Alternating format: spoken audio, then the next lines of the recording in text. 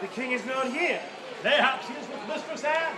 Doubtful, since the queen made her surprising appearance on the progress today. That displeased the king, but should not have been surprising. Even in the midst of the annulment proceedings, she insists on presiding over the court. The Queen Catherine is a good woman. Her coming to England has been the curse of the country. The people love her. The only people that matter is the king. He respects the queen. If he did not question the legitimacy of the marriage, he has often said he would choose no other woman to wed but the queen. What else can he say? And Suffolk, whose side are you on?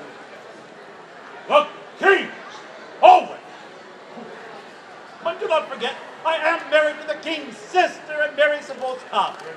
That is understandable. What is not understandable is how my own wife refuses to support her own niece, and instead staunchly stands by the side of the queen. Is it support of the queen, or to vex you? If the first achieves the second, she feels doubly blessed. Ha! Good day, gentlemen. More! I am looking for the king. As are we all. Stand in line, Sir Thomas. Searching on behalf of his sister, Queen Margaret. Oh, she has shot at me a quiver full of blows. I'm sorry to hear that.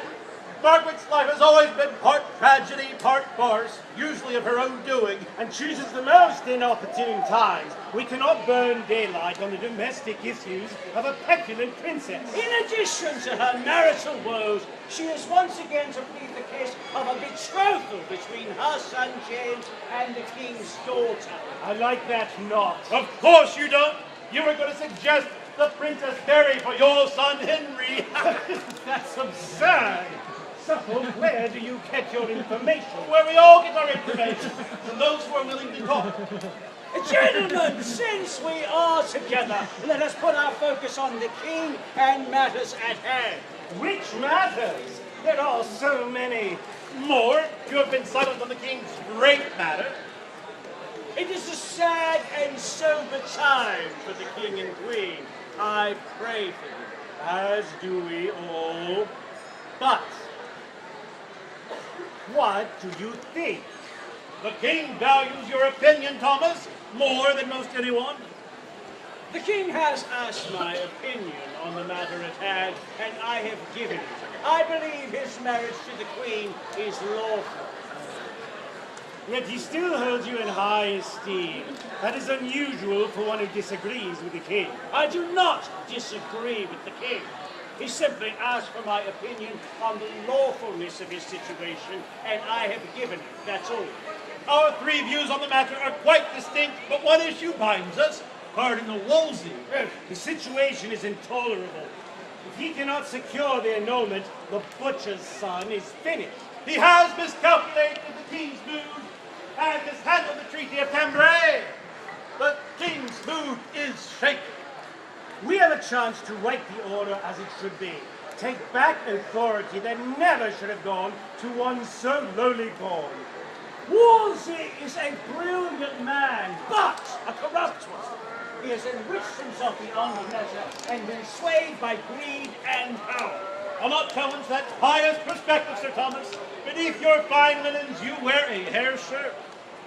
Mortification of the flesh enhances self-control, serves as a penance for one's sins, and reminds us of the passion of our Lord. I will not doubt your devotion, Sir Thomas, but this has not stopped you from your own rise to power. Any secular position I achieve, I use to further the cause of the church and rid it of heretics. We are not in disagreement on that point, nor on Wolsey. It was never merry in England whilst we had cardinals among us. Sir! Of all men within this realm, you have least cause to dispraise or be offended with cardinals. For if I, simple cardinal, had not been, you should have had at this present new head upon your shoulders. When you married the king's sister without permission, he was calling for your death. With my intercession, calmed his righteous anger. My lords, show me what you would do if you were the king's commissioner in this waiting matter, and would you should banish your hasty malice out of your hearts, and consider that we may not proceed to judgment without the consent of the chief head of our authority, the Pope. Any man be offended with us, he is an unwise man. Do not instruct your betters, Wolsey. I need no lessons from you. I see you have found Queen Margaret. Yes, all right, and we shall have conference later. But what is this matter between you all? 'Tis nothing, your majesty. Merely discussing the news of the day. 'Tis a festival day. We want no talk to ruin our good mood. We shall soon have the question of our marriage to the Queen settled, thanks to Cardinal Wolsey, and then after 2 years, we are free to wed our love. Let us all take comfort in that. Amen. Your Majesty, Queen Catherine requests that you visit her in her chamber. We suppose we must. 'Tis overdue. Let us take care of these unpleasant tasks, so that we may enjoy the rest of the day. Gentlemen,